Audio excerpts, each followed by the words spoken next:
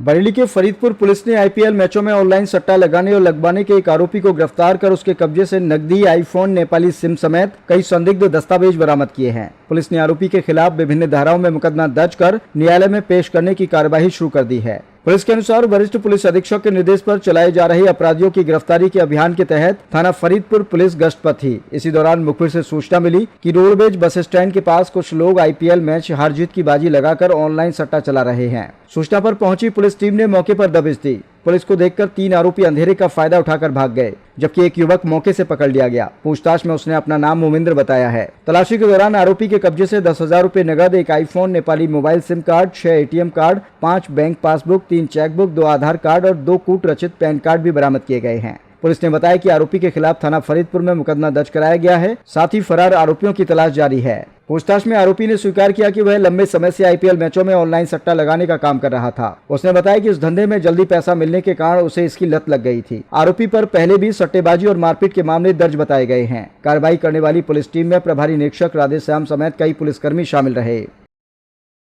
थाना फरीदपुर पुलिस द्वारा आज दिनांक 13 मई 2026 को उमेंद्र यादव नाम के अभियुक्त को गिरफ्तार किया गया है, जिसके द्वारा आईपीएल में बड़े स्तर पे सट्टे का काम किया जा रहा था और करीब 150 लोगों को जोड़कर इसके द्वारा यह काम किया जा रहा था। इसके अतिरिक्त जो मोबाइल फोन से एविडेंस प्राप्त हुआ, इसके अकॉर्डिंग इसके द्वारा हवाला के पैसों का भी ट्रांजैक्शन किया जाता रहा है। इसके पास से जो बरामदगी हुई वो कुछ इस प्रकार है: 10,000 रुपए कैश, 6 एटीएम कार्ड, एक Nepali mobile SIM card, 5 passbook, 3 खाते की चेकबुक, 2 आधार कार्ड और 2 पैन कार्ड जो कि कूट रचित है। थाना फरीदपुर पर सुसंगत धाराओं में अभियोग पंजीकृत कर लिया गया, जिसकी अपराध संख्या 351/26 है।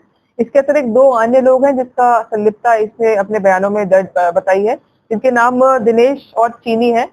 इनको भी जल्द से जल्द गिरफ्तार किया जाएगा। जो फाइनेंशियल इन्वेस्टिगेशन अब तक हुई है उसके अनुसार इसके 2 खाते मिले हैं। एक खाता इसके राधा एंटरप्राइजेस नाम की फर्म का है। इन दोनों खातों में पिछले 4-5 सालों में करीब 7 करोड़ का ट्रांजैक्शन हुआ है, जिससे ये इंडिकेट होता है कि इसके द्वारा कई प्रकार का क्राइम किया जा रहा था। फाइनेंशियल इन्वेस्टिगेशन भी की जाएगी। फिलहाल इसके खातों में जो 5 लाख रुपए पाए गए हैं उनको फ्रीज कराया गया है और आज इसको माननीय न्यायालय के समक्ष पेश किया जा रहा है और इस संपूर्ण प्रकरण में अग्रिम विधिक कार्रवाई सुनिश्चित की जाएगी। शराब कारोबारी है, उस कारोबार की आड़ में पूरा काम कर रहा था।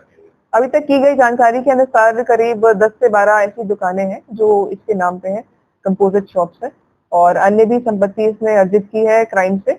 उसकी भी इन्वेस्टिगेशन करके जल्द से जल्द जो भी विधिक कार्रवाई संभव है उसको सुनिश्चित कराया जाएगा। हवाला पैसा किस टाइप से पहुंचाते थे, क्या कोड वर्ड बना रखा है? और जो मोबाइल फोन पे एविडेंसेस प्राप्त हुए इसके अनुसार पुराने नोट को फोल्ड करके एक सीरियल नंबर उसको डिनोट करते हुए दूसरे व्यक्ति से बात करते थे और उसी के थ्रू इनके जो कैरियर्स हैं वो हवाला का पैसा सही जगह पर पहुंचा रहे थे। मैडम, इस नेटवर्क के पीछे कौन लोग हैं? इतना बड़ा नेटवर्क चला रहे हैं? कई प्रकार के इंडिकेशंस हमें अभी तक की जानकारी से प्राप्त हुए हैं, जिसमें कुछ संलिप्तता मथुरा के लोगों की आई है, कुछ मध्य प्रदेश और उत्तराखंड के कुछ व्यक्तियों के साथ भी इसकी संलिप्तता जुड़ी हुई है।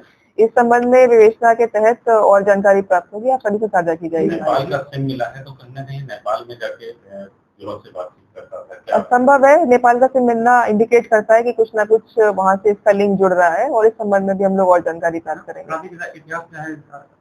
इसका पूर्व में 2 मुकदमे का आपराधिक इतिहास है। थाना प्रेम नगर पर एक धोखाधड़ी का मुकदमा पहले भी लिखा जा चुका है।